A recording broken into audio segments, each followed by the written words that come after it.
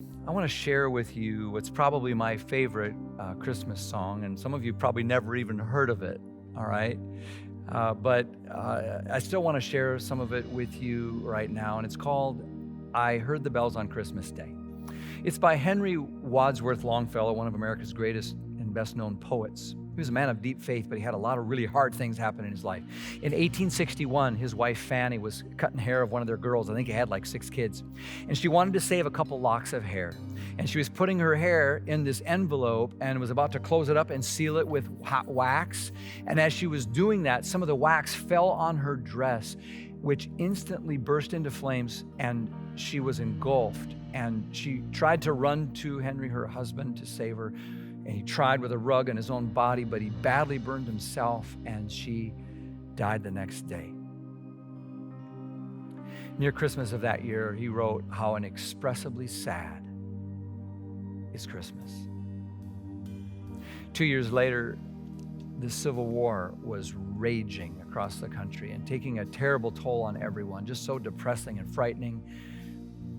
And then he got the news that his son, who had run off to be in the army and was a sad shock for him, and then he got the news that his son Charles was seriously wounded in battle from a bullet through the back, leaving him with a crippling and life-altering injury. So just hearing that news on Christmas Day, 1864, with cannons booming, his personal life reeling, Longfellow wrote a poem which he called Christmas Bells.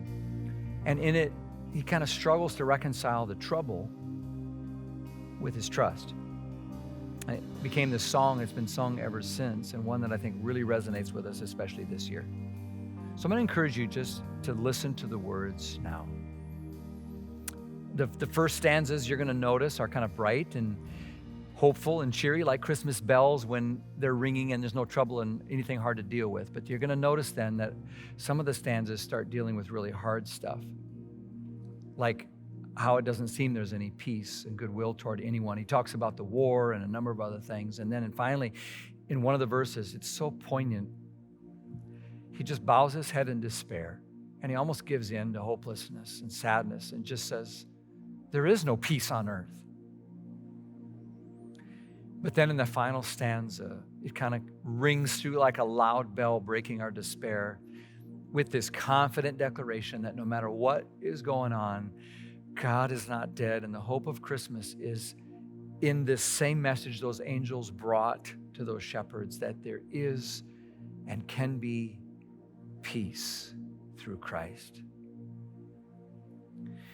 Now, I've added a couple more stanzas to help capture some of the frustration and despair that we're experiencing right now in 2020. I think you'll know which ones they are, because they allude to COVID and racial and political divides. And then it concludes with the verses, as I just mentioned, that hopeful, ringing conclusion, which I think will mean as much to us now as they did for folk back in the Civil War. So let's just take a moment.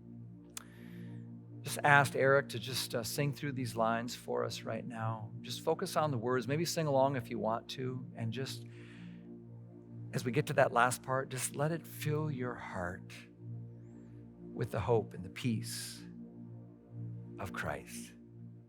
Christmas bells.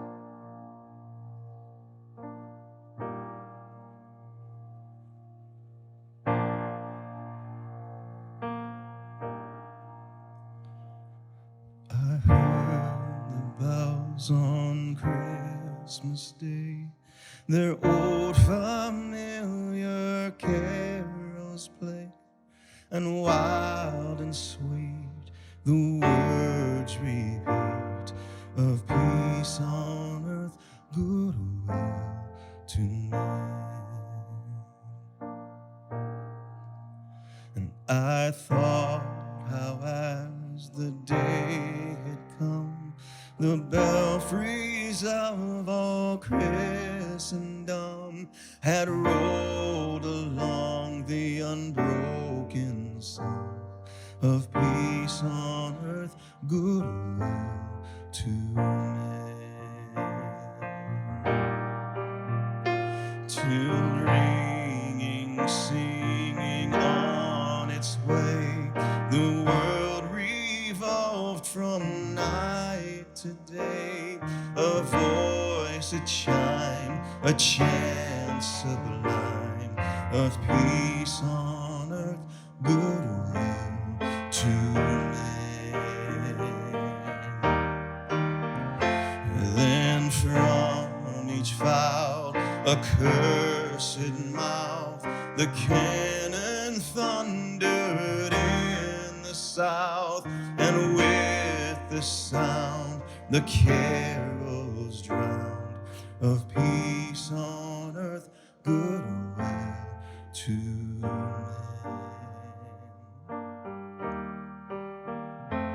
And now the sickness threatens death. Our hope seems small, we hold our breath. Shall we dare sing a hopeful thing? This peace on earth, goodwill to men. Our land, our hearts are filled with strife, with deep divides between life and life. Midst so much hate, what of the fate of peace on earth, goodwill to men? And in despair I bowed my head.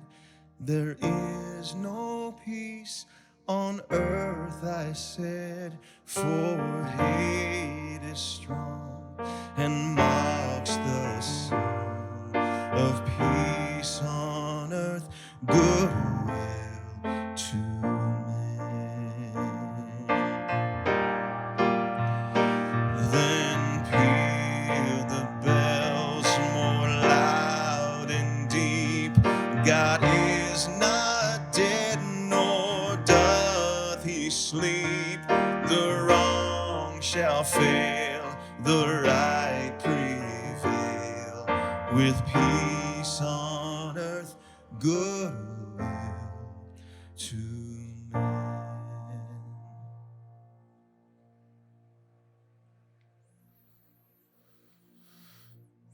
I don't know what kind of year you've had, but I bet you've had some trouble.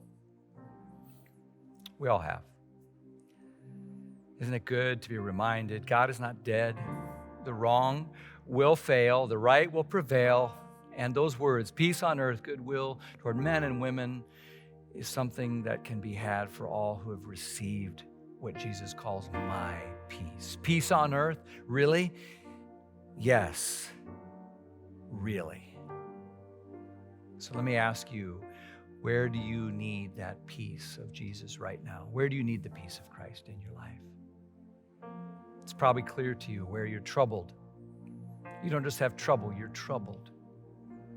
I just encourage you to open your spirit, to ask the Lord Jesus, who's offering to give you his peace, and say, Jesus, I need your peace. I trust you, because your trust in him is the portal through which the peace of Christ comes.